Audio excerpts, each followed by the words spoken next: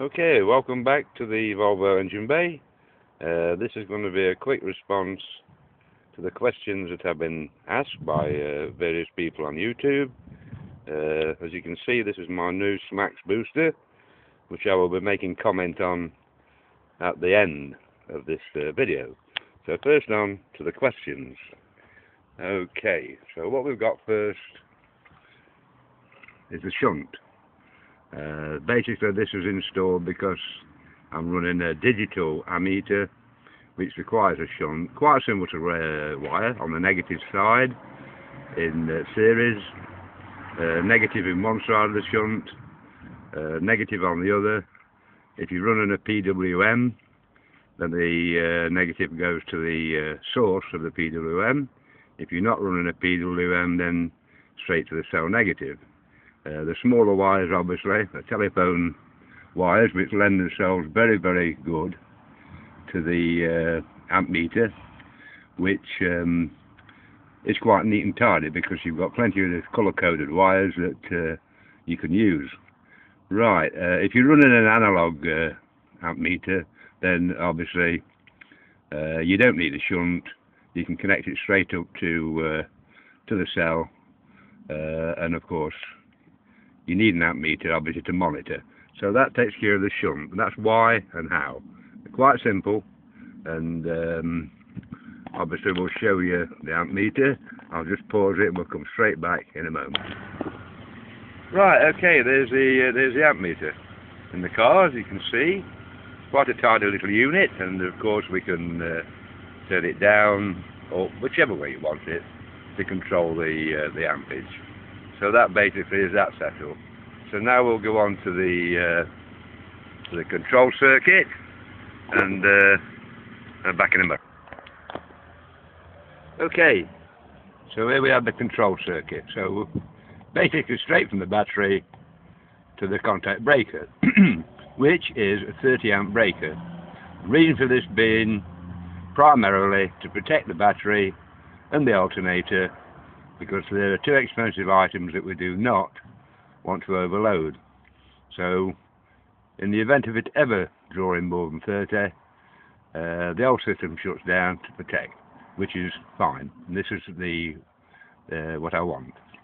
The relay is a 40 amp. The relay obviously has to cope with ampage.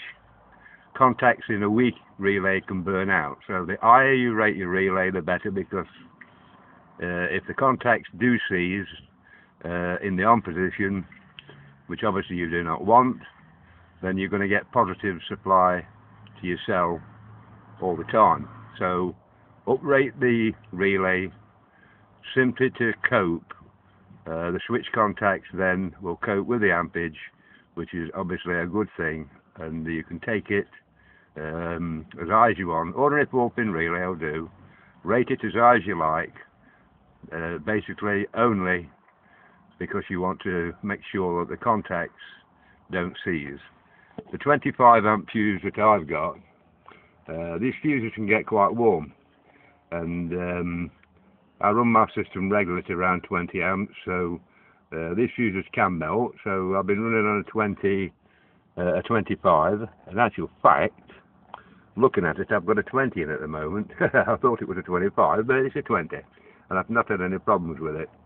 So that's the reason for the fuse.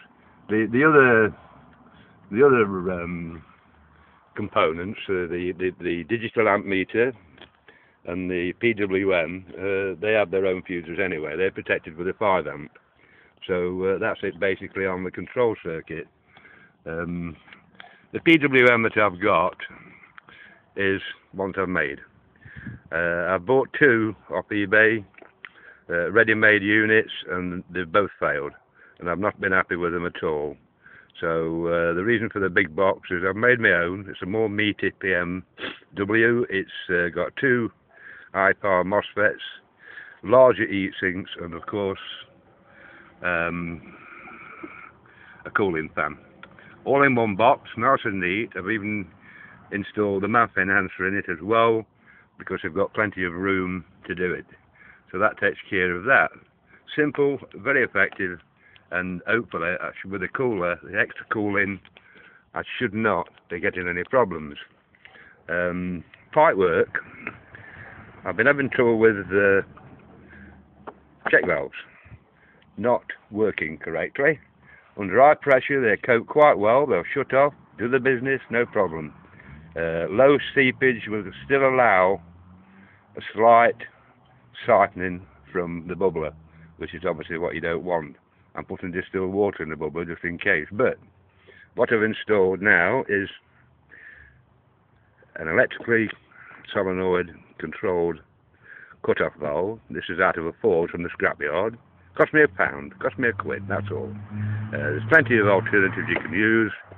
Rig it up so it just switches on and off when the cell's being used.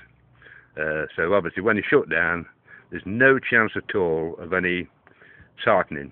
It solves your problem forever, and it's well worth putting in for the sake of £1 from the scrapyard and plenty of alternatives.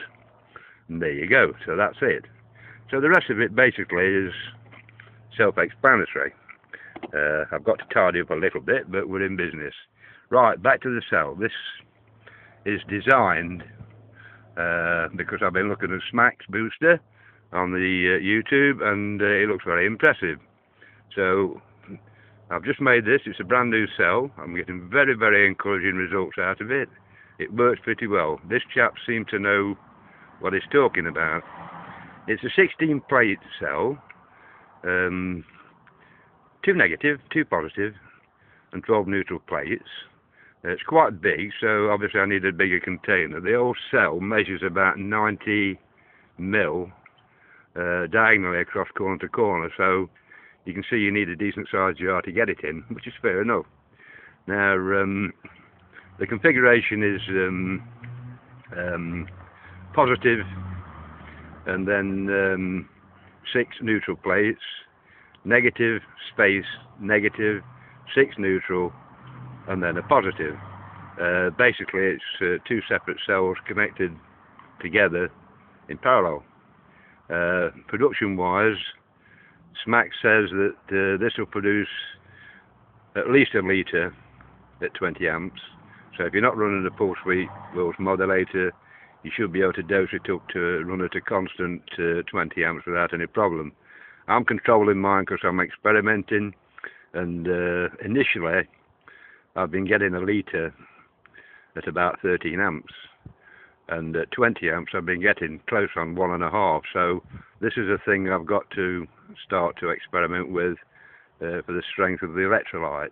At the moment we're using sodium bicarbonate because I'm waiting for some sodium hydroxide being delivered.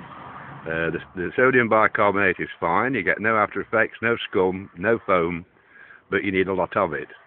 You're looking at something like 8 or 10 spoonsful, where the sodium hydroxide obviously is a lot less. So this is a thing we're going to work on, but it's working well, production well, and I do recommend you visit this site. It's Electric Ride on YouTube. He knows what he's talking about.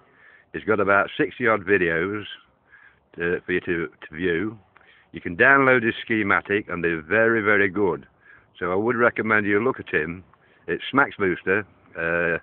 You'll find it Electric Ride with a K, Electric Ride. This chap is dead straight and he does know what he's talking about. And he's got a lot of information that you might just find interesting.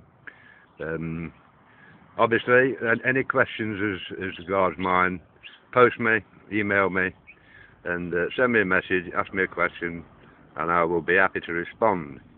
Now to finish this cell, obviously, and I'm quite happy with it, I'm going to concentrate on another project, which is an accurate way of calculating the mileage and the MPG. I've got a trip computer on my stereo unit, my car radio, which is a very, very good unit, but it's calibrated wrong. I'm getting the wrong readings off it, and obviously I've got to try and find a way of calibrating this unit. At the moment I've not had any luck.